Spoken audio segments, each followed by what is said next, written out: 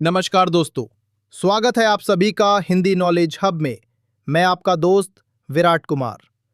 दोस्तों, दुनिया की ताकत अब सिर्फ सैनिकों या टैंकों से नहीं तय होती। आज की असली ताकत है मिसाइल टेक्नोलॉजी और एयर डिफेंस सिस्टम। जो देश आसमान को कंट्रोल करता है वही भविष्य की जंग जीतता है, और इसी रेस में भारत अब तेजी से आगे बढ़ रहा है। एक समय था जब भारत सिर्फ अपनी सीमाओं की रक्षा तक सीमित था, लेकिन आज भारत की सोच बदल चुकी है। अब भारत सिर्फ डिफेंस नहीं, बल्कि टेक्नोलॉजी के दम पर स्ट्रेटेजिक बढ़त हासिल करना चाहता है। और इसी गेम में सबसे बड़े नाम आते हैं S-400 ट्रायम्फ और S-500 प्रोमेथे। लेकिन अब सवाल उठता है, क्या भारत इनके खिलाफ कोई गेम चेंजर तैयार कर रहा है? दोस्तों, भारत अपनी सबसे एडवांस मिसाइल अग्नि-5 के नए वर्जन पर काम कर रहा है। यह सिर्फ एक मिसाइल नहीं है, यह भारत की नई रणनीति का हिस्सा है। अब इसे आसान भाषा में समझते हैं। पहले की बैलिस्टिक मिसाइलें सीधी लाइन में चलती थीं, मतलब दुश्मन का एयर डिफेंस सिस्टम उन्हें आसानी से ट्रैक कर सकता था। लेकिन अब आ रही है MARV टेक्नोलॉजी। इसका मतलब है मिसाइल हवा में अपना रास्ता बदल सकती है। अब सोचिए, अगर मिसाइल का रास्ता बार बार बदल रहा हो तो क्या एयर डिफेंस सिस्टम उसे पकड़ पाएगा? यही सबसे बड़ा गेम चेंजर है। अब बात करते हैं दूसरी स्ट्रेटजी की, डिकॉय टेक्नोलॉजी।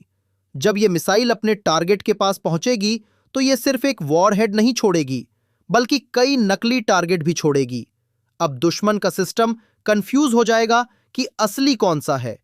अगर S-400 ट्रायम्फ जैसे सिस्टम की लिमिट है और उसके सामने ज्यादा टारगेट आ जाएं, तो सिस्टम ओवरलोड हो सकता है और इसी मौके पर असली हमला सफल हो सकता है। यही है मॉडर्न वॉरफेयर। अब बात करते हैं रेंज की। अभी अग्नि-5 की रेंज करीब 5000 से 5500 किलोमीटर मानी जाती है, लेकिन नए वर्जन में इसे 10,000 किलोमीटर तक ले जाने की तैयारी है। कैसे? इसमें स्टील की जगह हल्के कंपोजिट मटेरियल लगाए जाएंगे। इससे वजन कम होगा और ताकत बढ़ेगी, मतलब ज्यादा दूरी, ज्यादा स्पीड और ज्यादा असर। अब इसे जियोपॉलिटिकल नजरिए से समझिए। दुनिया में आज अमेरिका, रूस और चीन जैसी ताकतें अपनी अपनी मिसाइल और डिफेंस सिस्टम को लगातार मजबूत कर रही हैं। ऐसे में भारत का यह कदम सिर्फ टेक्नोलॉजी नहीं, बल्कि एक स्ट्रेटेजिक मैसेज है। मैसेज ये कि भारत अब सिर्फ रिएक्ट नहीं करेगा, बल्कि खुद गेम सेट करेगा। और बात यहीं खत्म नहीं होती।